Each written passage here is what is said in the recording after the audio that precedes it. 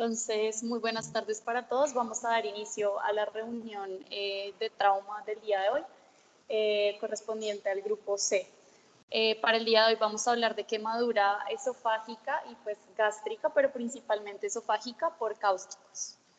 Entonces, para comenzar, pues es importante decir que la ingesta de cáusticos es un evento que es raro, pero que es potencialmente devastador. Provee unas cargas, sobre todo pues, a nivel económico, significativas en los sistemas de salud en todo el mundo. Para su manejo es importante saber que requiere un enfoque multidisciplinario e incluye en la mayoría de los casos un amplio rango de especialidades, desde su ingreso y la valoración por los médicos de urgencia, cirujanos, anestesiólogos, gastroenterólogos, radiólogos, en algunos casos otorrinos, y por las consecuencias en calidad de vida, en algunos casos también se requiere manejo por psiquiatría. Por la baja incidencia, usualmente la experiencia pues tiende a ser limitada y las guías de práctica clínica, aunque han aumentado en los últimos años, también lo son. Entonces vamos a iniciar hablando de la epidemiología. Los datos epidemiológicos que hay en la literatura realmente son bastante escasos. Usualmente esto se debe a un subregistro de este diagnóstico en la atención en los servicios de urgencias. En la Sociedad Americana del Centro de Control de Intoxicaciones, en el 2013 se hizo un registro de 60.000 casos de exposición a agentes corrosivos, 48.000 eran por lejía, 7.500 por ácidos y 4.000 por álcalis, y de estos reportaron 30 mortalidades. Hay que especificar de este registro que no únicamente es para la ingesta, sino para otro tipo de exposiciones, por ejemplo, la dérmica o exposición ocular o por otro tipo de mucosas. Y en el Reino Unido también tenemos que anualmente se reportan aproximadamente 15.000 exposiciones a agentes corrosivos, pero esta incidencia tiene el mismo problema que la otra, que usualmente no solamente se registra la ingesta, sino que pues es todo tipo de exposición a los cáusticos. Básicamente, en cuanto a la ingesta de los cáusticos, va a ser dos etiologías principalmente. La primera va a ser la accidental. La accidental usualmente ocurre en la población pediátrica y se le atribuye el 80% de los casos. Y la intencional, que usualmente ocurre ya en población joven, adolescentes, personas que pues toman los cáusticos como un intento de suicidio. Está descrito que también se presenta con mayor frecuencia en países de ingresos bajos, muchas veces porque meten los productos de aseo dentro de tarros marcados con otro nombre y puede haber confusión y por eso una ingesta también accidental. Digamos que la edad de los pacientes nos va a ayudar a predecir la etiología y pues va a ser más frecuente la ingesta de sustancias alcalinas, como por ejemplo los agentes limpiadores. Dentro de la fisiopatología, importante tener en cuenta que va a ser diferente para la ingesta de ácidos y bases. Muy importante tener en cuenta el pH de la sustancia. Las sustancias que tienen un pH muy bajo o muy alto, que puede ser más o menos menor a 2 o mayor a 12, van a causar mucho más daño. La severidad pues de la lesión va a depender de la viscosidad y la forma física del agente, porque va a determinar el patrón del daño al tracto gastrointestinal. No es lo mismo una sustancia líquida que tiene un paso mucho más rápido, una sustancia sólida que se demora mucho más tiempo en pasar y tiene pues más tiempo de tránsito. Los agentes sólidos pueden adherirse a la boca, a la faringe, produciendo un daño máximo en estas áreas, mientras que el líquido transita rápidamente por todo el tracto gastrointestinal y puede inducir quemaduras desde el esófago, el estómago, intestino delgado, inclusive colon.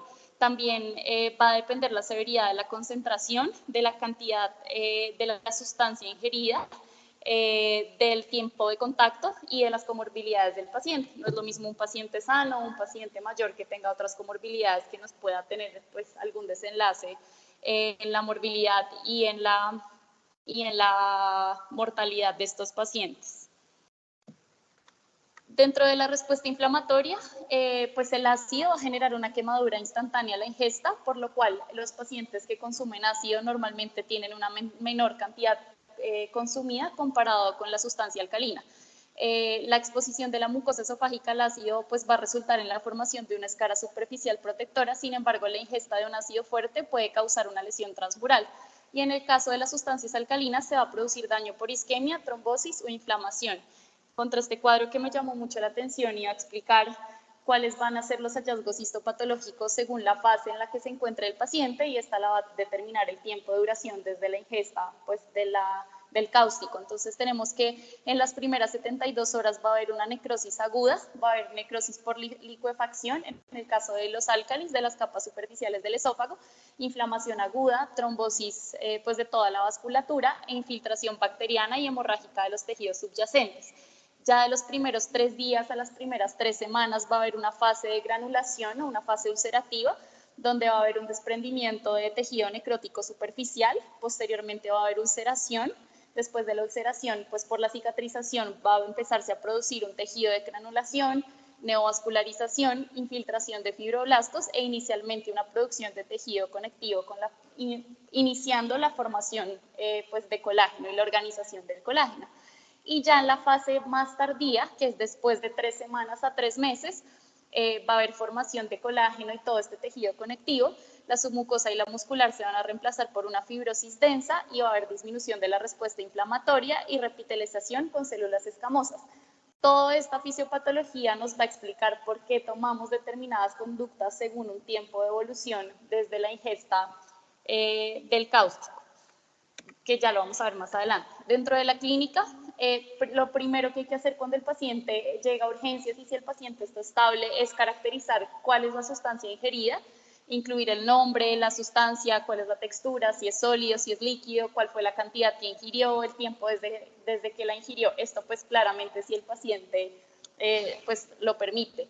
Presentarle al paciente si presenta disfagia, odinofagia, dolor torácico, si tiene mesis, si tiene dolor epigástrico, cómo son sus síntomas. Al examen físico, pues primordial, como siempre, determinar los signos vitales, realizar una inspección adecuada de la cavidad oral, ver si tiene signos de lesión en la mucosa, si tiene salivación, si tiene ronquera, estridor, dificultad respiratoria, y muy importante, examinar siempre el abdomen. Digamos que esto lo recalcan en la mayoría de los textos que leí, porque se nos olvida, decimos, no, pues una ingesta, pero no tenemos en cuenta que pues el paciente también puede presentar irritación peritoneal o puede tener algún signo que nos indique que es de manejo inicialmente quirúrgico. Entonces, nunca olvidar examinar el abdomen. Digamos que va a haber unas 3 fases en las que nos puede llegar el paciente. La primera es la fase aguda. En esta fase lo importante es guiar la resucitación, determinar si tiene necrosis o perforación del esófago o del estómago y determinar inicialmente si el paciente, si se trata de una urgencia quirúrgica. En la fase intermedia, determinar si hay necrosis o hay perforación tardía, y en la fase crónica, ya donde vamos a ver las complicaciones, como la principal, que es la formación de la estenosis, dismotilidad o en algunos casos hasta el 30% cáncer. Entonces, para el manejo, el objetivo principal del manejo emergente es la sobrevida del paciente. Entonces, lo que tenemos que hacer es estabilizar al paciente, darle un manejo inicial. Posteriormente, vamos a enfocar nuestros esfuerzos en el tratamiento de las complicaciones tempranas, las secuelas tardías, la preservación de la autonomía nutricional del paciente y pues su calidad de vida. Entonces, las medidas iniciales pues están orientadas a que no empeoren las lesiones, a controlar la falla orgánica y tratar potenciales efectos sistémicos. Se maneja como un paciente críticamente enfermo teniendo en cuenta el ABC, debemos asegurar la vía aérea, dar manejo con líquidos endovenosos y manejar muy bien la analgesia. Digamos que el uso de la sonda nasogástrica está controvertido, no se debe realizar de rutina.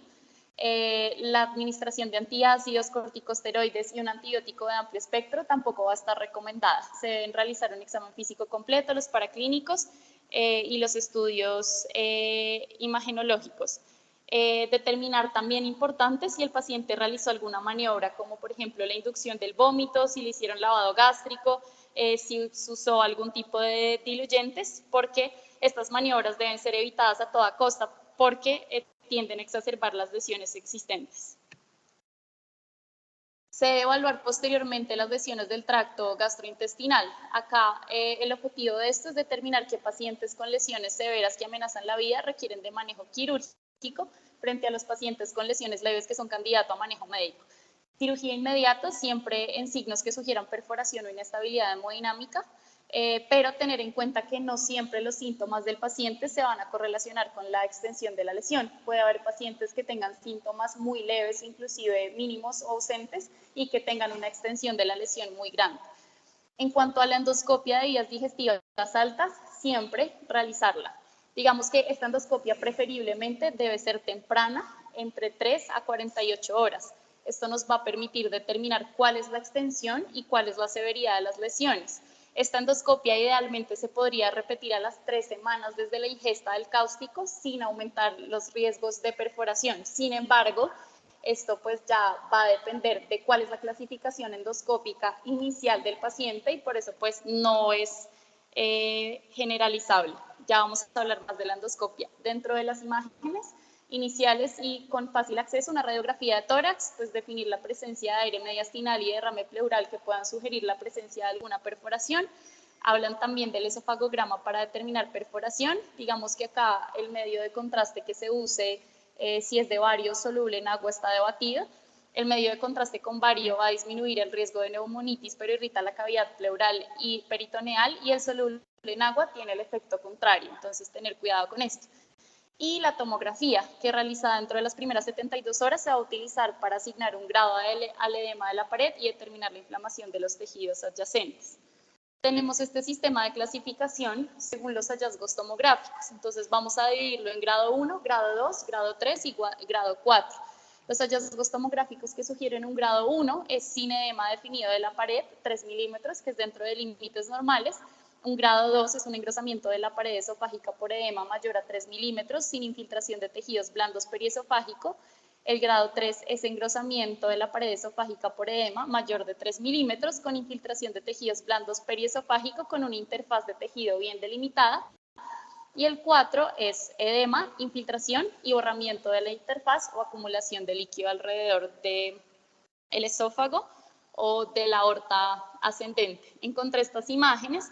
Es una tomografía, un paciente masculino que presenta una lesión por cáusticos severa después de la ingesta de un limpiador de baños. Entonces, en las imágenes proximales nos muestra el esófago, inflamación de la pared esofágica y tenemos también unas imágenes del abdomen que son los cortes de abajo que nos muestra que tiene inflamación, no hay como esta interfaz en el estómago y tiene neumatosis y aire. Entonces, pues acá nos sugiere que hay necrosis y hay perforación. En el caso de este paciente lo que nos dicen es que fue llevado a una gastrectomía y una esofagectomía y pues después se reconstruyó con un ascenso colónico. En cuanto a la endoscopia, digamos que es el mejor método para evaluar la lesión. Como lo mencioné anteriormente, inicialmente, o sea, en el manejo del paciente agudo se debe realizar idealmente en todos los pacientes. Tenemos la clasificación de Sargar y es una clasificación que nos va a dividir los grados según el hallazgo endoscópico que encontremos. Un grado 0 es pues, un esófago normal. Un grado 1 es presencia de eritema y edema de la mucosa superficial. Un grado 2 es cuando ya hay ulceraciones de la mucosa y la submucosa, que lo vamos a dividir en A y en B, cuando son superficiales, y B, cuando son profundos o circunferenciales. En la 3 hay ulceración transmural con necrosis, que puede ser focal, que sería un A, o puede ser extensa, que sería un B, y en la 4 habría perforación. Digamos que el uso de la endoscopia en la atención inicial del paciente que tiene ingesta de cáusticos permite predecir complicaciones sistémicas, falla respiratoria, mortalidad, la autonomía nutricional del paciente y la supervivencia a largo plazo. Y también permite predecir formación de estenosis, porque con las de bajo grado, que son un grado 1 y 2, hay baja probabilidad, mientras que de un 3B para arriba hay más del 80% de probabilidad de que tenga estenosis. Entonces, esto ya cuando vamos a hacer un manejo tardío nos permite pues, predecir, según los hallazgos endoscópicos iniciales, si va a presentar alguna complicación. Entonces, tenemos acá estas imágenes, un paciente masculino después de la ingesta de hidróxido de sodio. Esta es pues la endoscopia que se le realizó. En el A muestra el esófago, en el B muestra el cuerpo y en el C muestra el antro. Entonces podemos ver que pues hay úlcera, una ulceración difusa del esófago y el estómago consistente con una endoscopia, un grado 2C. El paciente se le realizó un manejo médico, no se dio manejo quirúrgico. Y acá tenemos otro paciente, una paciente femenina después de 8 horas de la ingesta de un cáustico. Acá tenemos en la imagen A el cuerpo, el B el fondo y el C el píloro. Acá en estas imágenes nos muestra que tiene necrosis difusa y lo clasifican como un 3B. El paciente, pues en este caso, sí requirió manejo quirúrgico y la patología final de esto revelaba que había necrosis transmural con infiltración temprana por neutrófilos. Entonces, como les dije anteriormente, pues esta clasificación endoscópica permite predecir cuáles van a ser las complicaciones sistémicas, por ejemplo, falla respiratoria, mortalidad, si el paciente va a tener o no autonomía para tener pues vía oral o va a requerir soporte nutricional y cuál va a ser la supervivencia a largo plazo. Digamos que la mayor debilidad de la endoscopia es que es observador dependiente y no permite predecir de manera adecuada la profundidad de la necrosis. Entonces, esto en algunas ocasiones puede llevar a manejo no operatorio que no está indicado o pacientes a manejo quirúrgico en los que se sobreestimó la lesión de la pared esofágica o gástrica y ya con el reporte de la patología pues podemos ver que el paciente pudo haber tenido un manejo médico que no se realizó por sobreestimar estos hallazgos. Digamos que un retraso mayor a 24 a 48 horas puede llevar a la malinterpretación de los hallazgos porque hay hemorragia submucosa y edema. Es por eso que es tan importante que se realice el manejo endoscópico máximo hasta las primeras 48 horas desde la ingesta pues, del cáustico. Entonces tenemos este algoritmo de manejo, digamos que en el 2015 se introdujo por el WSES, que pues es la Sociedad de Cirugía de Emergencia, el TAC de emergencia en el manejo de la ingesta de cáusticos. Digamos que lo que nos ayudaba y lo que cambiaba con respecto a realizar la endoscopia primero era que según si era un grado 3, llevamos al paciente a cirugía, si era un grado 1 o grado 2, hacíamos la endoscopia y definíamos pues el manejo del paciente. Entonces, para el tratamiento de la fase aguda, pues el manejo inicial va a ser asegurar la vía aérea, iniciar la reanimación endovenosa.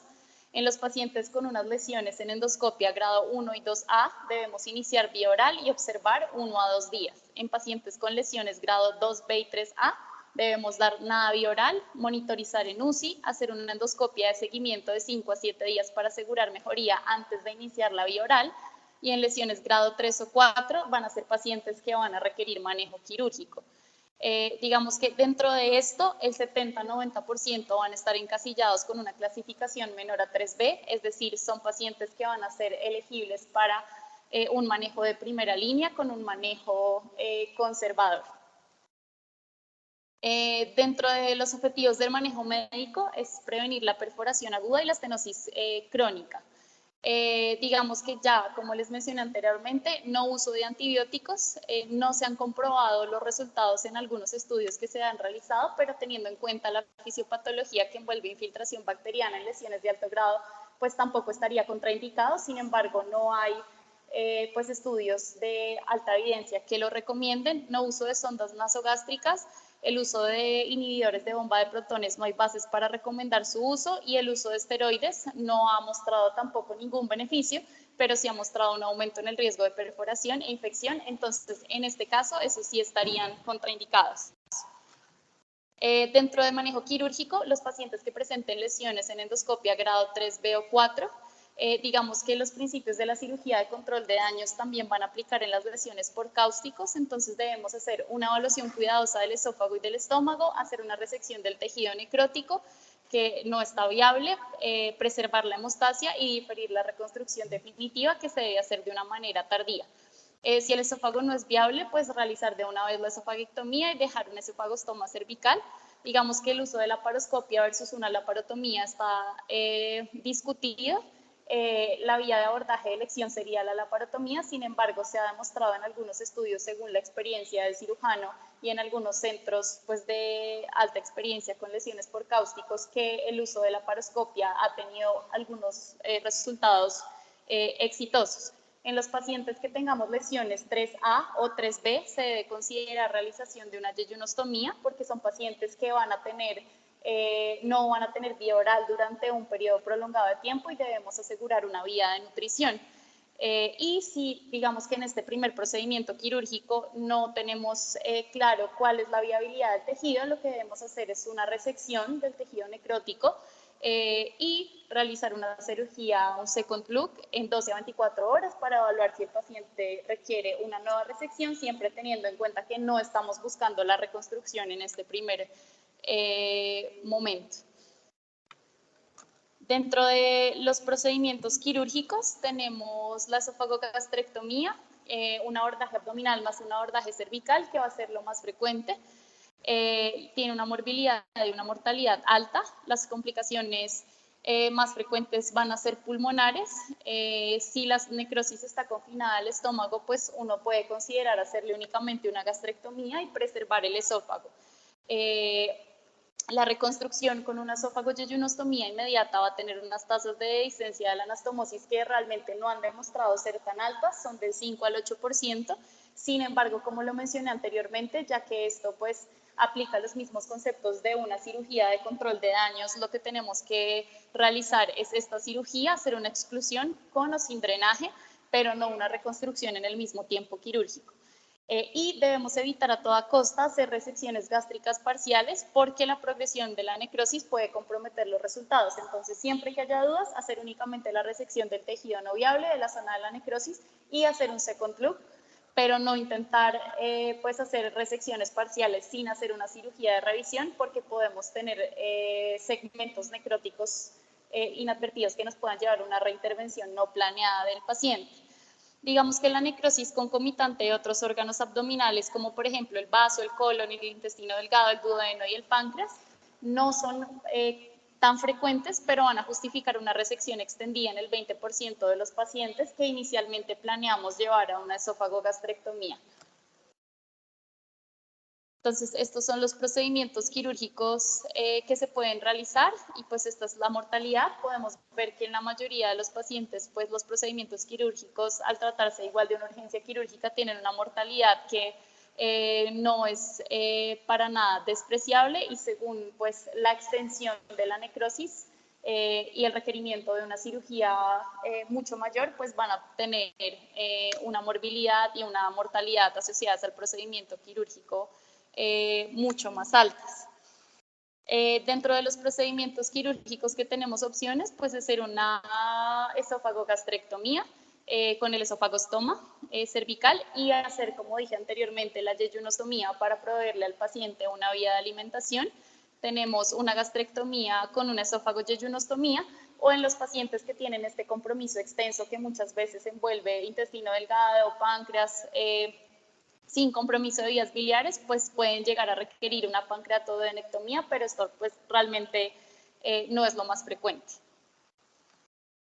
En cuanto al tratamiento en la fase intermedia, digamos que en pacientes con lesiones grado 2 a 3A, la mayoría de los pacientes con lesiones grado 1 no van a requerir un manejo significativo y los 3B y los 4 pues van a ser los pacientes que llevamos a manejo quirúrgico. Entonces acá que es importante el soporte nutricional del paciente. Grado 0 y 1, dieta normal y egreso después de un día de vigilancia. Grado 2 a grado 3A, nutrición parenteral, repetir la endoscopia una semana después. Si la lesión mejoró o sanó, iniciar vía oral. Si no sanó y vemos que todavía persiste, continuar con la nutrición parenteral y repetir la endoscopia ya después de 3 semanas.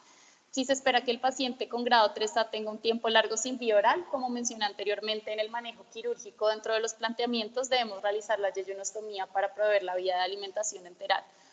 Digamos que el posicionamiento de la sonda permite una vía para la nutrición enteral y una guía para una futura dilatación de la estenosis, pero se incluye perforación y erosión dentro de los riesgos.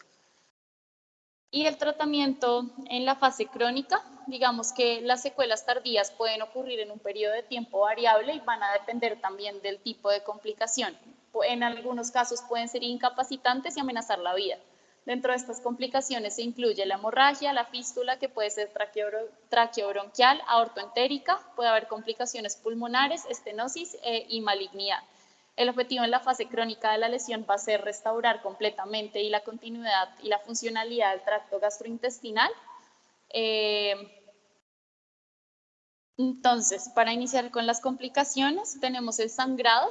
El sangrado es una complicación muy poco frecuente, va a ocurrir aproximadamente en el 3% de los pacientes entre 3 a 4 semanas desde la ingesta del cáustico.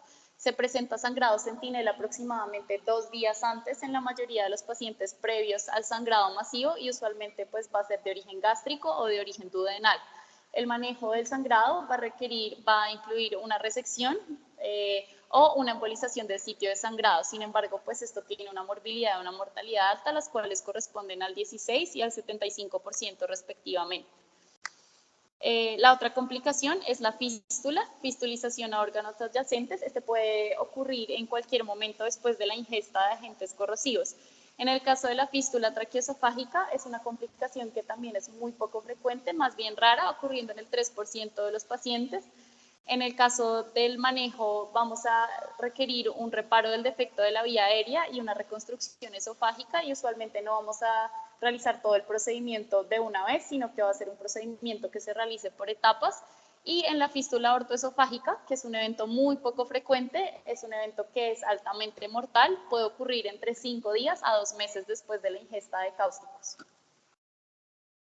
En cuanto a la estenosis, es la complicación más frecuente. Normalmente ya la vemos después de las 3 semanas hasta un año desde la ingesta, esto teniendo en cuenta la fisiopatología que expliqué al principio, desde la formación de tejido de granulación, la formación de colágeno, ya pues la remodelación del mismo. Por eso es que se presenta dentro de las primeras 3 semanas. Esta se puede predecir por los hallazgos que veamos durante la endoscopia y la tomografía inicial. En los pacientes que tienen una lesión grado 2 es del 6.3 al 13.8% y en los pacientes con lesiones grado 3 del 23 al 71%. Digamos que las estenosis son mucho más frecuentes en el esófago, pero también se puede formar en el estómago. Lo más frecuente si se forman en el estómago es que se formen a nivel del antro en el 75 al 80% de los casos, o también podría ser difusa o configurar el estómago en una forma de reloj de arena. Digamos que en el caso del esófago, la primera línea de manejo van a ser las dilataciones endoscópicas y el posicionamiento de stent. En el caso de las estenosis ya gástricas, va a haber perforación en el 46% de los casos con el manejo con dilataciones endoscópicas y stent y fallen al 55%. Entonces, en el caso de los gástricos, se va a preferir que se haga una resección o se haga un bypass, pero se debe hacer de 3 a 6 meses después de la ingesta del cáustico y va a tener una morbilidad del 10 al 15% y una mortalidad baja, a máximo del 4%, y pues las tasas de éxito van a ser mucho más altas que las altas tasas de fallo y de complicaciones que tenemos con el uso de los stents y las dilataciones endoscópicas gástricas.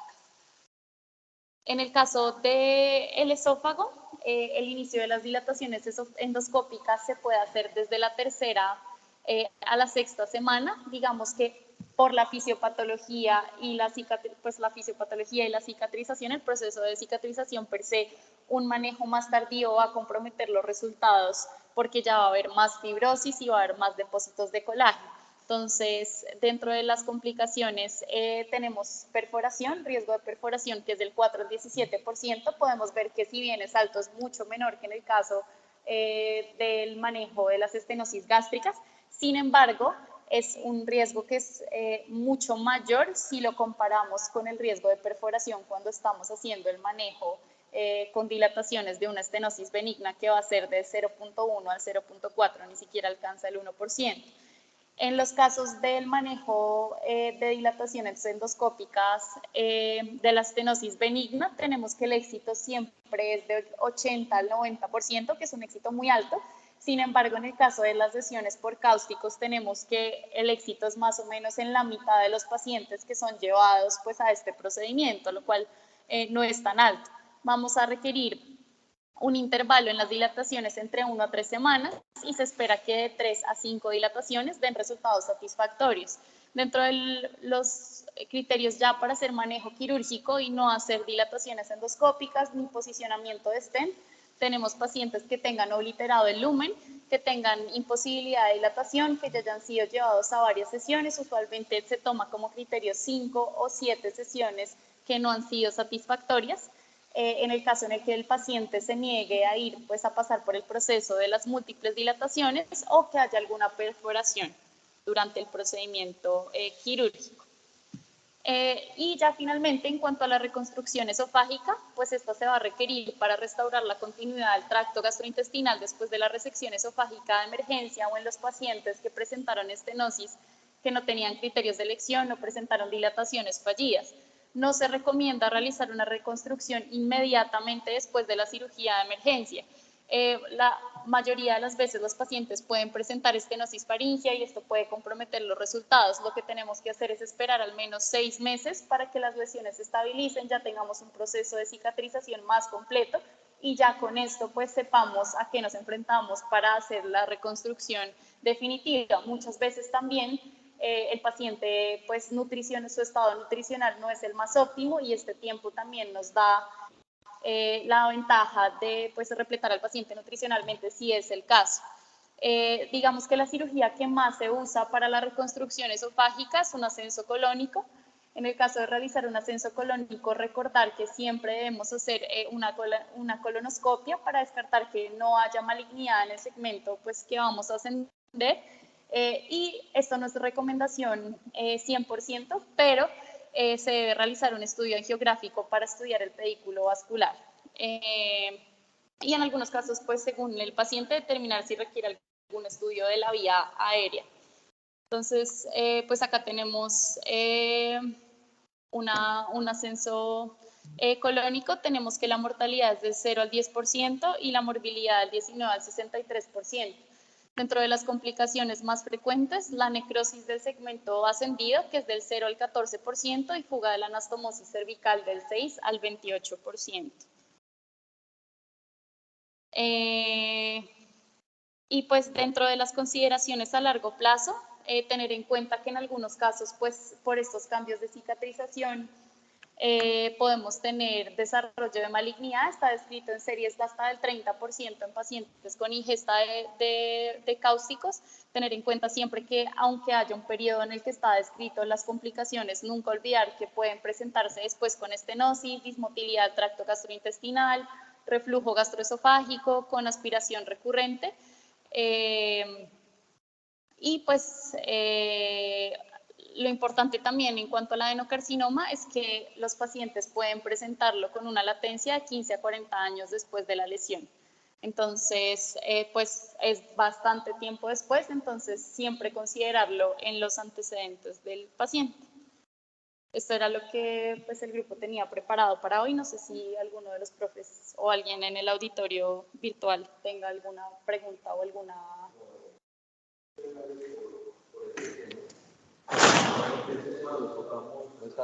Este tema lo tocamos por la duda que nos generó un paciente con una quemadura esofágica al cual le pidieron una endoscopia a los 8 días. Pues ya vos bien lo dijiste cuál era la recomendación. Yo no sé si es que no hubo consenso en esa ronda, no sé qué pasó.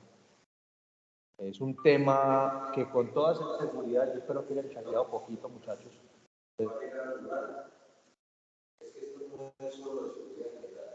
Va a llegar al soledad. Este paciente con toda seguridad le va a llegar al pueblo. ¿Qué hago? ¿Le paso sonda? ¿No le paso sonda? ¿Cuál es el manejo inicial que tengo que hacer? Y realmente uno de médico general y de estudiante le presta poca atención porque uno dice, yo no voy a ser especialista, o no en esta rama por lo menos, pero los que van a responder inicialmente a estos pacientes son ustedes como médicos general, como nos tocó a todos. Entonces ahí es donde tienen que prestar atención y este es un tema que ahora con el boom de enfermedad psiquiátrica que hay después de la pandemia va a ser cada día más frecuente. Entonces lo tienen que saber manejar. Se lo tienen que saber al dedillo, como el ABCDE, entonces les va a tocar. ¿Pero usted tiene algo para decir ahí? Sí, totalmente de acuerdo con usted, es muy buena la exposición, Diana. Creo que todo está dicho, no reconstruir en casos agudos, control del daño, ¿cierto? Es muy importante tener en cuenta la estenosis que se puede producir y que casi siempre se produce de acuerdo al grado de profundidad de la lesión, de la quemadura. Entonces, reconstruir sobre un terreno quemado, pues está casi que condenado a la filtración o a la estenosis. La endoscopia se solicita agudamente el paciente ingresa al servicio, no 8 días después. Y la de control se hace usualmente a las 3 semanas, 21 días más o menos después de la quemadura inicial, que es cuando uno ya dice, no quedó con estenosis, qué tan severa es y qué zonas tiene. Y lo otro que hay importante para tener en cuenta es, a largo plazo, las quemaduras pueden transformar en cáncer de esófago, ¿cierto? Entonces, hay que hacerle seguimiento crónico. En el auditorio virtual, ¿algún comentario? Listo, muchas gracias. Gracias a todos. Muchas gracias. Damos por finalizada la reunión.